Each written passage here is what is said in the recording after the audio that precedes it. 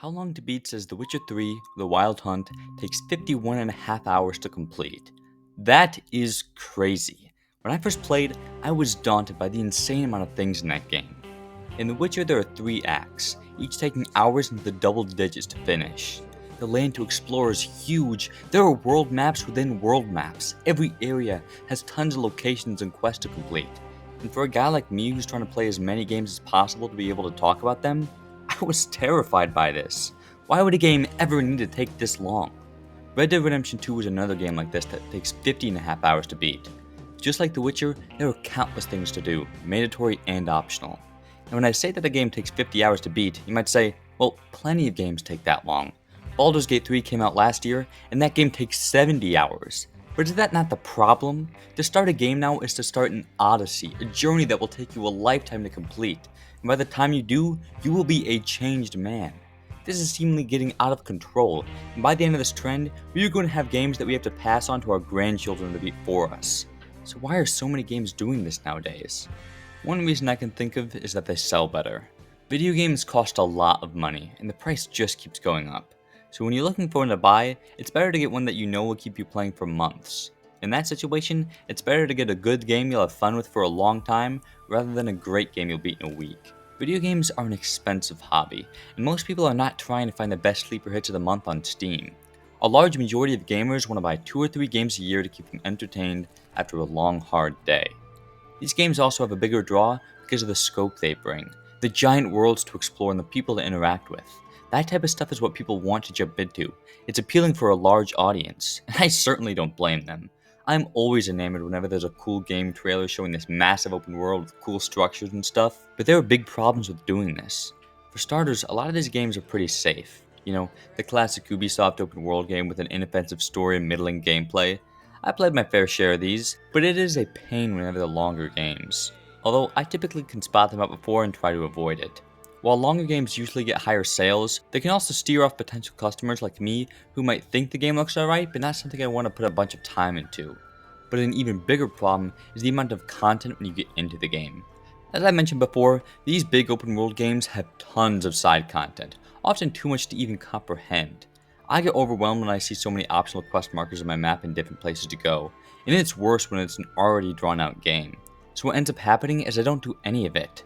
This leads me to something I wanted to make a video about, but figured it would be better if I just put it in here. And that's the fact that I don't really do side content in games. When faced with such a massive experience, especially when I'm trying to beat it, I don't want to deviate from the path. The game is already long enough as it is. This happened to me in Red Dead 2. The game is so long with 8 different acts and countless missions. I did not want to spend any time doing anything other than the main quest, because going on a detour could take half my play session. This also wasn't helped by a little problem Rockstar has, and that's the main quest pretty much playing out like side quests. In titles like Red Dead and GTA, there are a lot of missions where not much really happens. It's just a bit of character building and that's it. Most of the time you're not really doing anything cool like yoga or scoping on a campsite. Side missions are there to give you a little break from the main content and give you a peek into the surrounding world, but the main quests in Rockstar games already do that. I don't have any desire to do extra stuff because there's no extrinsic value to it. This caused me to not experience the world of Red Dead like it should have been my first time around. And since then I have gone back and spent more time in it, but the original structure of the game makes it so that it's not rewarding to do side content. Compare this to a game like The Witcher, which is very similar to Red Dead 2, except the side missions give you XP. For each mission, no matter if it's mandatory or optional, there's a suggested level for you to be at, and every mission you do gives you XP helping you level up. So if there's a main mission that has a recommended level that's higher than mine, I felt it best to go out and do side quests to get to that level.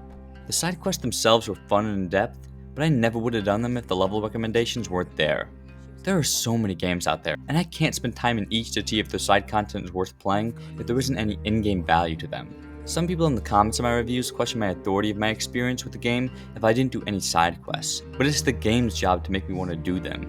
If there isn't any in-game value or the gameplay is not fun enough for me to want to play more, then I won't do any side quests. But there's another game that takes a vastly different approach than both Red Dead and The Witcher's, and that's Breath of the Wild. The game itself isn't that long if you don't want it to be. You can fight the final boss in an hour if you're good enough, but most people aren't, so there's things all around the world to help you get stronger. Scattered throughout the whole map there are 120 shrines, After getting to one of these, you'll have to solve a little puzzle, and then you'll get a spirit orb. If you have 4 spirit orbs, you can trade them in for a heart or a bit of stamina. This incentivizes the player to explore every inch of the world to try and get as powerful as possible. Another way to get stronger is by doing the 4 story missions. On each corner of the map there's a story mission, and within it you can get a new ability, a heart, and an eighth of the final boss's health will be taken down, not counting the weapons you'll find along the way. By doing the shrines and missions, you become more prepared to take on Ganon, but at the same time, it's completely optional. At any moment, whenever you feel like it, you could easily end the game. Having this power so early on, way before you even want the game to be over, makes it so that everything feels like it's better because you didn't have to get it. The game is as long as you make it. This pushes the players of Breath of the Wild to get lost in the world of Hyrule, something you'll often find to be a problem in longer games, most notably in Metroidvanias. If you don't know what a Metroidvania is, it's a game where there's a bunch of branching paths. Some you can go down and some you can't. You have to explore these paths, and along the way you'll get new items and abilities that can help you unlock new areas. Hollow Knight is a really long Metroidvania. At every moment there are so many ways you could go, and you never know which one you're supposed to go down. This is the idea of the game. You're supposed to explore a lot as you can get different rewards for more coins, but at a certain point, you just want to be done with it. This game took me 50 hours to beat. Now, a good portion of that was spent on bosses, but an even bigger part was going down dead ends trying to find the right way to go. And again, this is the point. I like getting lost in games, but I'm not a huge fan of being lost for this long the whole time. Another game that has this problem for me is Dark Souls, another Metroidvania. Now, Dark Souls has less of a theme of getting lost than Hollow Knight does, but it still has you exploring a lot. In the game, there's major areas connected together in this big map through paths. Except instead of blocking you off from where you're not supposed to be by you not getting an ability yet, they do it by you not being strong enough to take out enemies. But the issue is that sometimes it's hard to tell whether or not it's just a hard area, or you're really not supposed to be there. Going into Dark Souls knowing that it was a notoriously hard game, I sometimes found myself trying to get through areas I didn't know were supposed to be for later. Another problem with the level layout of Dark Souls is that unlike Hollow Knight, you don't have a map to show you all the places you could go and where you've been. There are a lot of times the entrance to the next section will be in one very specific spot and you have no idea of knowing where you are to look. And the bigger problem for me is that I don't really like the gameplay of Dark Souls, so I do not want to be checking every nook and cranny of the entire game to find out where the next area I should be at is. This, like Hollow Knight, is really a problem of my own tastes. Plenty of people adore both Hollow Knight and Dark Souls, and they're both widely regarded to be some of the best games of all time, and I understand why they are, but that doesn't mean I should ignore my own preferences. I like having my Metroidvanias short, which is why my favorite is Animal Well. This game is only about 9 hours, which is such a breath of fresh air from the other two. This is an example of how a game being shorter can be a huge benefit to it. Animal Well is a lot like Hollow Knight, in which there are tons of branching paths you can go down, and you never really know which one is the right way. But since the map is significantly smaller, I had no problem going down every way to find out the right one. I knew that my time with Animal Well was fleeting, so taking detours never brought out the experience. I knew that nothing I did would add a bunch of hours to my playtime, and even if it did, the game is short anyway, so it's okay. This helped me appreciate it a lot more, so I could take in everything it had to offer. Another game that does this is A Short Hike. A Short Hike is not a Metroidvania, and it's a lot shorter than Animal Well, but it has the same idea. In the game, you have to reach the top of a mountain to get some cell service. But to do so, you have to collect golden feathers to be able to fly higher and climb longer. Along the way, there are quirky characters giving you quests and little secrets, and it never felt like a burden doing any of them.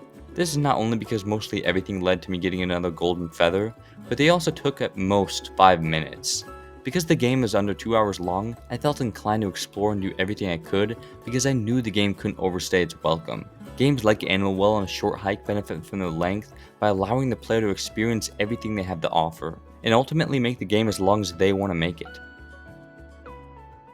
But being short isn't a benefit for all titles. With shorter titles, you spend less time with them, so you end up having less of a connection to it regardless of the quality of the game. Undertale is a great example of this. When I first played it, it was one of my favorite games ever. It was such a blast meeting all the wacky characters and fighting all the exhilarating bosses. The music and art design is so beautiful, and the ending was my favorite. It was such an uplifting and satisfying conclusion, but after sitting on it for a while, I don't feel all that much looking back on it. It doesn't feel the way it did, and a big reason for this is the fact that I beat it in a day.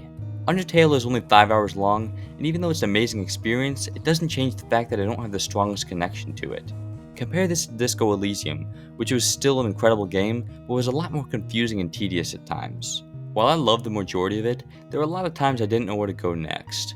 But this is because it's a 40-hour game. There are going to be moments like this in an experience that long. And even though I had a better experience with Undertale, I feel much stronger of a connection to Disco Elysium. I walked around Revachol so much, I know every inch of it. I talked to every character so many times, I know the quirks and isms. I listened to their music so much, it's ingrained into my head. I had a fun experience with Undertale, but I know Disco Elysium. I have a relationship with it. I love it. I cherish it. I put my dick into my PS5 USB. Another and better example of this is Dark Souls 2 and 3. Neither of them I like better than Undertale or Disco Elysium, but I enjoyed both. One a lot more than the other, and that is Dark Souls 3. It has better level design, better bosses, better graphics. Everything about it is better than Dark Souls 2, except Dark Souls 3 is 16 hours, whereas Dark Souls 2 is 45. For a side note, I don't know how this happened.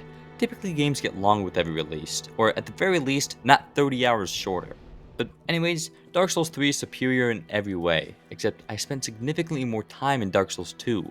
There's a ton of dumb shit like adaptability and the health bar thing, and all the bad areas, but those are my bad areas. I spent so long in this game, and even though I like 3 more than 2, I'm way more likely to go up to bat to defend Dark Souls 2 than 3. It's that connection you have to a game that can triumph over quality, and that's because of the length. Obviously, this is not the case for every game. There are plenty of long games out there that the continued runtime doesn't form a bond. It does the opposite, actually. Some games go on for far longer than they need to. Now, this can be a good thing like the examples I mentioned before, but it can also do things like make little annoyances unbearable. It can make gameplay stale and characters unlikable, and sometimes it'll just be boring. Games like Ghost of Tsushima and GTA 5 did this to me. At the start of Ghost, you're having fun exploring this cool samurai world and killing Mongols with the flashy combat, but then it keeps going, and the things you used to like aren't as impressive anymore. You notice things like the same side missions over and over again, repetitive combat encounters, and monotonous character dialogue, and a game that used to be untouchable becomes stale. It's the same thing for GTA. I'm going to talk more about this stuff in my next video, but GTA 5 goes on for way too long than it has to give. At the start, it's fun hanging with the crazy characters pulling off goofy shit, but by the time you're on mission 40, Trevor pissing on Michael, telling him to hop in the redneck mobile to pull off some big heist just for the money to get away becomes old. As the game goes on, you expect things to ramp up and characters to start shifting, but nobody really changes from mission to mission. And there are certainly some fun ones, but there are so many missions in here that's just menial tasks for the game to be as long as it is. For games like these that don't have the long-term magic, you need to capture as much as you can in the honeymoon period and then give the players a conclusion, not draw it out for 20 more hours. What a game's length should be really comes down to what you have, and whether you're going to keep innovating until the last beat, change things up, keep the players on their toes, and you might just get yourself a Disco Elysium. Now this brings us back to the first 2 games I was talking about, The Witcher 3 and Red Dead Redemption 2. Those games are massive, with hundreds of hours worth of content. There are so many distractions, yet the review scores are so high. Why does it seem like all the best reviewed games are the longest? So many people seem to enjoy the hell out of them, but how when there's so many ways it can go wrong?